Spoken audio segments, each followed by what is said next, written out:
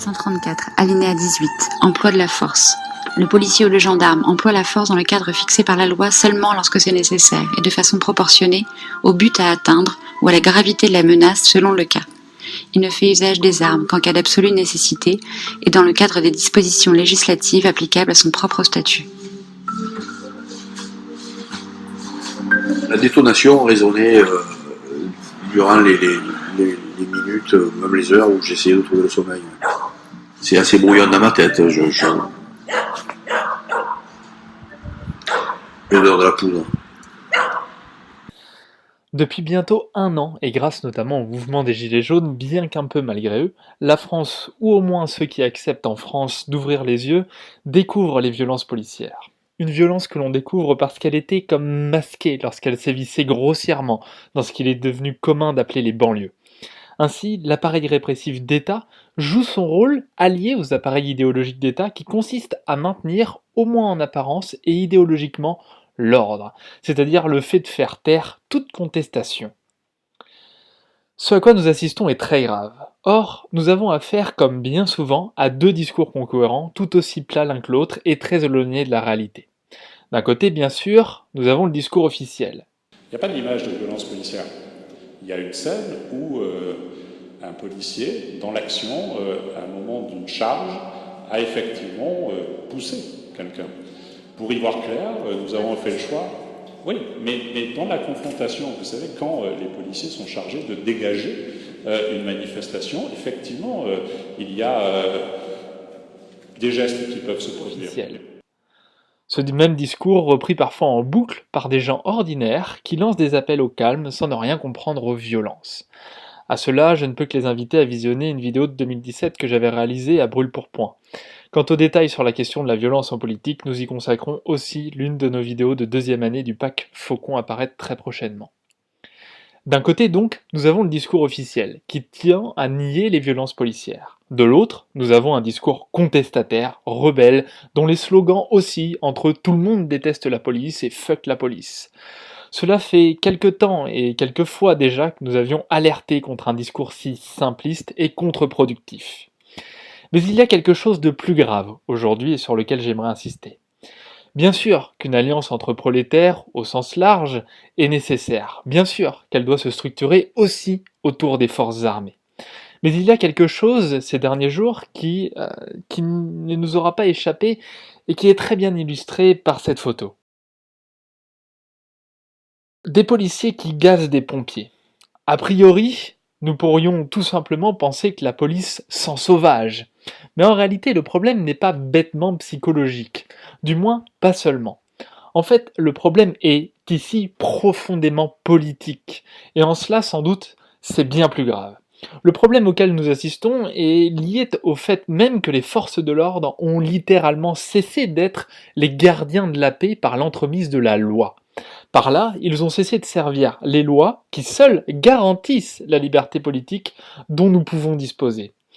Pour mieux me faire comprendre, et pour mieux faire comprendre ce problème politique de fond, j'aimerais m'appuyer sur un texte de Rousseau dont j'ai déjà parlé à plusieurs reprises, mais dans un tout autre contexte. Bien sûr, il ne s'agit pas de faire l'analyse complète du texte, ce qui prendrait au bas mot plusieurs heures, mais d'en tirer la pleine substance qui nous permette au moins ici d'esquisser le problème politique majeur que cela pose et dont personne ne parle. Ainsi, lisons Rousseau. Rousseau dit, dans la lettre écrite de la montagne, la lettre 8. Il n'y a donc point de liberté sans loi. Et ça, c'est très important. Souvenons-nous que dans le contrat social, Rousseau dit qu'il faut mettre de côté l'obéissance au seul appétit pour y préférer l'obéissance à la loi qu'on sait prescrite. Et pourquoi ? Parce que cette loi, cette règle commune, politique, eh bien, je la fais mienne parce que je sais qu'elle garantit ma liberté et celle des autres.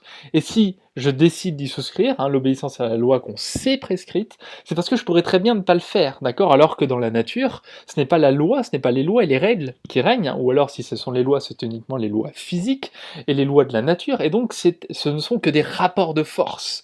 Et le problème, nous dit Rousseau, dans la société, c'est lorsque nous assistons à des rapports de force déguisés, notamment par l'idéologie, par exemple. C'est-à-dire qu'on nous laisse croire, par exemple, au fait que l'on puisse y avoir un ascenseur social du mérite, alors qu'en réalité, ça c'est l'idéologie, alors alors qu'en réalité, tout cela vient cacher des rapports de force qui sont que si vous disposez d'un capital culturel, social et financier bien plus conséquent, il sera beaucoup plus facile d'accéder à cette prétendue ascenseur social et en tout cas au poste à responsabilité.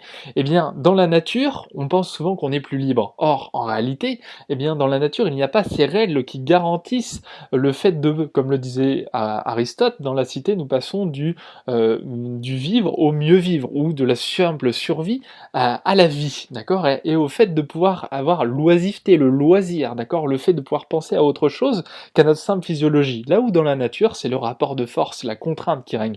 La contrainte physiologique d'abord, hein, je dois manger pour vivre, et puis la contrainte du plus fort, de celui qui va me faire obéir du seul fait qu'il sera plus fort que moi. Hein, et même si je suis plus fort un temps, je ne peux le demeurer. Hein. Ça, Rousseau le démontre très bien aussi. Donc, il n'y a donc point de liberté sans loi, ni où quelqu'un est au-dessus des lois, d'accord, le tyran, le despote. Dans l'état même de nature, l'homme n'est libre qu'à la faveur de la loi naturelle qui commande à tous, d'accord. La liberté s'arrête dans la nature, finalement, là où commence le règne de la force et de la contrainte. Donc, c'est-à-dire qu'en fait, il y a très peu de liberté. Un peuple libre obéit, et là c'est très important, mais il ne sert pas. D'accord ? Obéir et servir sont deux choses bien différentes. Servir, c'est servir à des ordres, être sous la contrainte, la menace, etc. D'accord ? Alors qu'obéir, c'est faire le choix de faire quelque chose et d'y consentir parce que cela sert le bien commun. Donc un peuple libre obéit, mais il ne sert pas. Il a des chefs et non pas des maîtres. Il obéit aux lois, mais il n'obéit qu'aux lois, et c'est par la force des lois qu'il n'obéit pas aux hommes. Et cette phrase est très importante pour les forces de l'ordre, et pour nous tous. Toutes les barrières qu'on donne dans les républiques au pouvoir des magistrats, par exemple la division des pouvoirs législatifs, exécutifs, etc., au pouvoir des magistrats ne sont établies que pour garantir de leur atteinte l'enceinte sacrée des lois. Ils en sont les ministres, non les arbitres. D'accord ? C'est ceux qui conservent la loi, d'accord ? Pas ceux qui en décident. Ils doivent les garder, non les enfreindre. Un peuple est libre, quelque forme qu'est son gouvernement, et ça c'est très important aussi, mais j'ai pas le temps d'expliquer ça plus longuement, quand dans celui qui le gouverne, il ne voit point l'homme, mais l'organe de la loi. En un mot, la liberté suit toujours le sort des lois, elle règne ou périt avec elle, et je ne sache rien de plus certain. Ce qui est très important ici, et pour aller, comme je l'ai dit, on ne va pas faire le détail de cette explication de texte, mais aller au cœur de ce problème-là. Rousseau distingue le maître du chef. Le maître, c'est celui qui ordonne, fait obéir, etc., qui finalement est en même temps esclave de lui-même et de ses propres désirs. Mais toutefois, c'est celui qui force par la contrainte, alors que le chef, il est le leader, le garant, celui qui emmène. Eh bien, ici, nous avons le même problème, c'est-à-dire qu'en fait, nous avons des forces de l'ordre, des militaires, qui ont cessé d'être les garants des lois de la République et de la démocratie, pour se mettre au service, finalement, du gouvernement, y compris quand celui-ci donne des ordres qui sont illégaux, et contre lesquels, ou en tout cas, au moins, et plus important encore, des ordres complètement illégitimes. C'est-à-dire que même s'ils requièrent parfois un intérêt légal, et qu'ils demeurent légaux, eh bien ils sont pour autant illégitimes. Et voilà donc à quoi nous assistons. C'est-à-dire une mainmise d'une oligarchie qui s'est emparée des appareils répressifs d'État, et rien de plus normal, tels que la police et les forces armées militaires, afin de servir ses intérêts propres à l'encontre des intérêts de la loi, c'est-à-dire de la République, de la chose publique commune pour tous. Il est d'ailleurs important de noter que l'Union européenne démultiplie ces dernières années des moyens de faire accepter à l'opinion publique une police européenne. Ainsi, il sera sans doute plus évident d'envoyer des Français tirer sur des Polonais ou des Roumains, et inversement. Bien sûr, cela s'inscrit dans un processus dont les policiers et gendarmes, y compris parfois les plus hauts gradés, n'ont eux-mêmes pas conscience. Cela s'inscrit aussi dans un processus classique de destruction des services publics. Par définition, un service public est un service commun, qui sert l'intérêt de tous, par opposition au privé, d'accord, ou au service secret, par exemple. Or, comme cela a déjà pu être démontré à plusieurs reprises, le meilleur moyen de mettre à mal un service public, c'est d'en diminuer les moyens, à commencer par les effectifs, les subventions, qui consistent à ne pas réparer, à ne pas entretenir le matériel, les locaux, c'est ce qui se produit pour les hôpitaux et les écoles aussi. Ainsi, lorsque cela dysfonctionne, on met en cause le public au profit du privé. Et quoi de mieux pour une oligarchie capitaliste que d'avoir à sa botte des mercenaires européens privés plutôt que cette police prétendument et normalement, légalement au service de la République et donc du peuple. Les fonctionnaires de police et les militaires répondent d'ordinaire, comme les infirmiers, médecins ou professeurs, à une valeur d'usage dont on peut communément estimer qu'elle n'a pas de prix: les soins, la santé, l'éducation et la protection des citoyens. Mais le capital, qui est d'abord un rapport social, n'a que faire de cela. La baisse tendancielle du taux de profit, les crises systémiques du capital, les crashs répétés, la quête permanente du profit pour une toute petite minorité se moquent de ces choses-là. Aussi, écoles, hôpitaux, police ne doivent plus avoir qu'une fonction de maintien de l'ordre capitalistique, bien loin des raisons plus que louables qui poussent d'ordinaire ces hommes et femmes à s'engager, notamment dans la police et la gendarmerie. Cela s'est traduit, sous Sarkozy notamment, aussi par la mise à mal de la police de proximité, et même plus que la mise à mal, la destruction pure et simple de la police de proximité communale, locale et républicaine, c'est-à-dire d'une police qui visait justement le maintien de la paix, de la République et de la loi, au profit plutôt de la bâtonnite, trop connue des forces de l'ordre. Encore aujourd'hui, j'en parlais à mon épouse dernièrement, encore aujourd'hui, il m'arrive de... Les petits yeux marrons, c'était un gamin qui avait 6 ans, que son père avait noyé, et son père s'était noyé aussi. En prenant des... Donc j'interviens sur cette affaire et j'essaie de fermer les yeux du gamin. Ça, je le vois très régulièrement. Je peux arriver à fermer les yeux du gosse. Ou d'autres affaires aussi, une gamine, alors je ne sais pas si on peut l'évoquer, si c'est une gamine de 20 ans qui avait été alcoolisée, qui tombe dans un coma éthylique et qui a été violée durant toute une nuit alors qu'elle était dans le coma, à plusieurs, ils l'ont violée à plusieurs, et voilà, j'arrive là-dessus, on fait des constatations et je vais annoncer le décès, 20 ans, voilà, ça me revient très régulièrement. Je suis pas unique, l'ensemble de mes collègues qui ont travaillé sur ce type d'affaires aujourd'hui, on ne l'évoque pas, quand on se rend compte, on n'en parle pas. Moi j'ai besoin d'en parler régulièrement à ma femme, il y a certains films que je n'arrive pas encore à voir.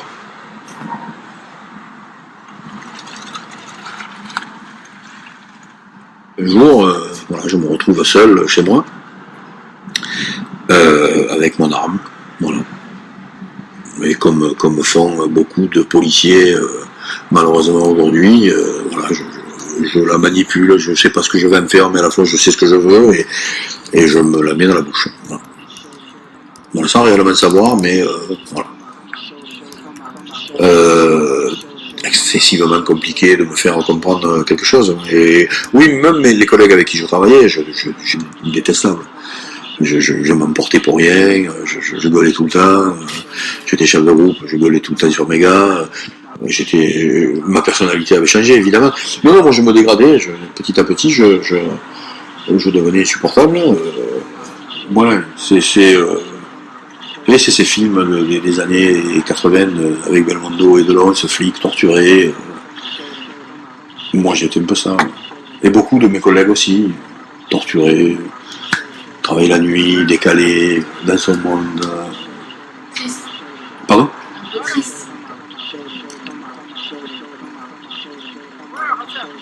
Au fond de moi, oui. Mais superficiellement, non. Vis-à-vis des autres, non. Bien au contraire. Mais au fond de moi, oui, il y avait une tristesse et un mal-être permanent. L'arrivée de Nicolas Sarkozy, c'est le début de la fin de cette police républicaine que j'avais aimé, et là, avec le discours de Toulouse, et où il prononce, vous vous rappelez, où il dit les policiers ne sont pas là pour jouer au foot, voilà, la fin de la police de proximité, la fin de la police républicaine, pour faire du chiffre. Et ça commence réellement à m'impacter. Voilà, là, je commence bricoler des affaires pour faire de l'interpellation, pour faire ce qu'on appelait je vous avais entendu parler de la bâtonnite, c'est le petit bâton dans la case où on remplit et on fait des interpellations bidons, et là on fait du chiffre. Et là, moi, ça commence à réellement m'impacter. Et on parlait tout à l'heure des lanceurs d'alerte, je ne sais pas si j'en ai été un, mais à ce moment-là, je commence à alerter les gens, à leur dire, mais qu'est-ce que vous faites ? Qu'est-ce qu'on fait là ? C'est pas du travail de police ce qu'on fait là. Où je vois réellement le métier se transformer en fait. Dans les cités, la seule présence de l'État, enfin, il n'y a pas de présence d'État, il n'y a même pas un petit commerce ou une pharmacie ou une poste. Voilà, l'uniforme, c'est le pompier, lorsqu'il va éteindre le feu, il se fait caillasser, et le flic n'en parle pas. Non, et puis il y avait tout un travail en amont qui s'appelait l'îlotage ou la police de proximité. Avant c'était les îlotiers, après ça a été la police de proximité. Ce travail-là n'existe plus. Aujourd'hui, le policier ne va dans les cités que pour faire de la répression. Alors que jadis, il y avait des postes de police dans les cités. J'ai connu, moi, des postes de police dans les cités, mais dans les cités difficiles aujourd'hui, où les flics ont du mal à rentrer, il y avait des postes de police qui étaient ouverts en heure de bureau, mais il y avait une présence policière. Et il y avait un travail de terrain de ces policiers-là, qui était chargé, c'était pas de se montrer, parce que les gens savent, c'était aussi de se montrer, mais le policier de proximité, ou précédemment l'ancienne appellation l'îlotier, avait par définition un îlot. Et là, le but, c'était de connaître l'ensemble des gens, qu'ils soient honnêtes ou pas, de recueillir leur renseignement, de l'exploiter, de le donner aux services compétents. C'était tout un travail, un maillage formidable. C'était un maillage formidable. Alors, à l'époque, évidemment, la BAC pouvait se comporter différemment. Aujourd'hui, elle y va pourquoi ? Elle y va pour interpeller, parce qu'il n'y a rien en amont, il n'y a plus rien. Il n'y a plus de police de proximité. La police de sécurité du quotidien qui devrait se mettre en place, moi j'en ai pas vu encore, pour soi-disant se substituer, remplacer la police de proximité, moi je l'ai pas vu. Les échos que j'en ai, quelques-uns, notamment dans des quartiers de Marseille où elle a été mise en place, elle n'a qu'une fonction, c'est réprimer.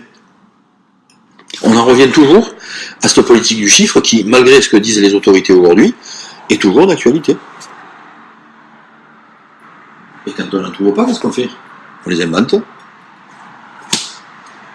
C'est ce que je vous disais tout à l'heure, lorsque je luttais contre les policiers de BAC qui mettaient à disposition des affaires en capillotractées, j'ai utilisé ce terme-là, c'est-à-dire tiré par les cheveux, de briques et de broc, on essayait d'interpeller une bricole, une crotte de nez, comme on appelait vulgairement, c'est-à-dire vraiment le morceau insignifiant de résine de cannabis. On mettait à disposition un individu qui, lui, allait être fiché aux antécédents judiciaires parce qu'il était simple consommateur. Voilà, des affaires comme ça. Pour faire du chiffre, interpeller.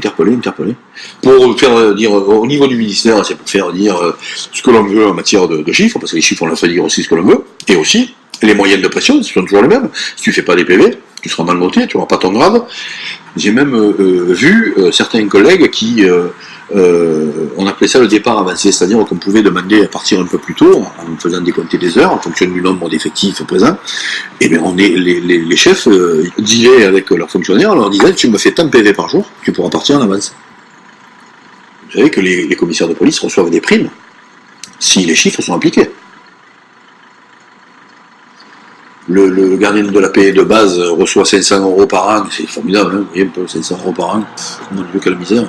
Mais bon, si il atteint ses objectifs, et encore, il y en a un dans le service, et par contre, le commissaire de police, lui, a des grosses primes, si les chiffres sont atteints. Voilà ce qu'est devenu la police. Aujourd'hui, moi, tous les policiers que j'ai autour de moi, même ceux qui ont mon âge, alors aujourd'hui, ceux qui ont mon âge sont blasés, ils attendent la fin, ils sont quasiment sur la fin. Donc ils sont plutôt résignés, et les autres sont dans des états, pas un aujourd'hui est positif. Pas un. Tous envisagent, la quasi-totalité envisage une reconversion, et tous sont voilà, bon, je dirais pas tous dans des états psychologiques défaillants, pas ça, mais beaucoup le sont, d'autres ne le sont mais ne le disent pas, et voilà, c'est la police qu'on a aujourd'hui à offrir à la société, quoi. C'est très compliqué, devenir policier aujourd'hui. Comment on peut accepter aujourd'hui, pour 1600 € de monter en région parisienne, de se faire cracher à la gueule, avec une hiérarchie qui ne vous soutient pas, et deux hiérarchies, une administrative et une judiciaire, qui ne...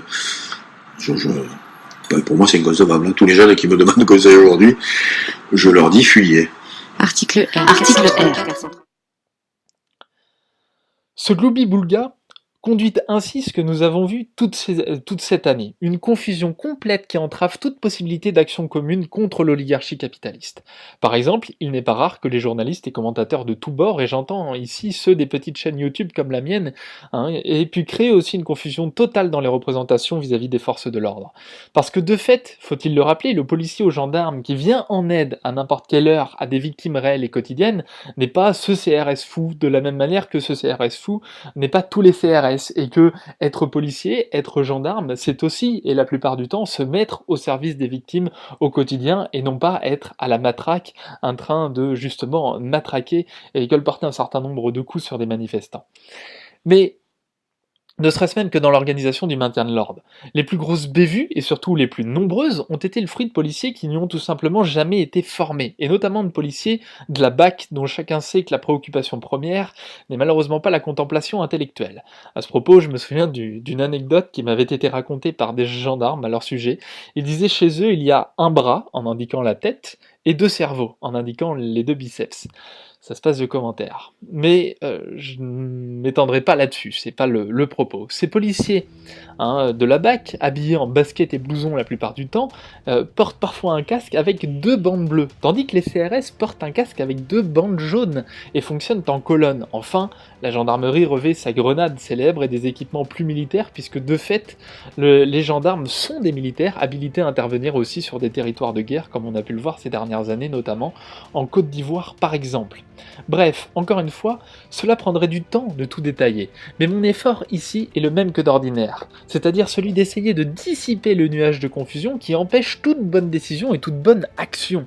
Ce capharnaüm, dû à la destruction du service public, et je le rappelle parce que c'est le cœur de mon propos, au fait que nous assistions à une décorrélation complète des forces de l'ordre comme maintien des lois républicaines et une forme de mercenariat au service de l'oligarchie. Bref, ce capharnaüm donc conduit à ces violences policières de la part de groupes qui ne sont même pas formés au maintien de l'ordre, mais qui depuis des années ont carte blanche pour foutre sur la gueule clairement des banlieusards dans le plus grand calme et avec les applaudissements de tous. Il fallait bien que ça se sache tôt ou tard. À titre personnel, et parce que j'ai pu rencontrer beaucoup de gendarmes et policiers, y compris des imbéciles sérieusement atteints, comme partout, j'essaie de me souvenir aussi des phrases intelligentes que j'ai pu entendre dans la bouche de beaucoup d'entre eux aussi. Et l'une d'entre elles, partagée par un groupe d'intervention, mérite d'être rappelée.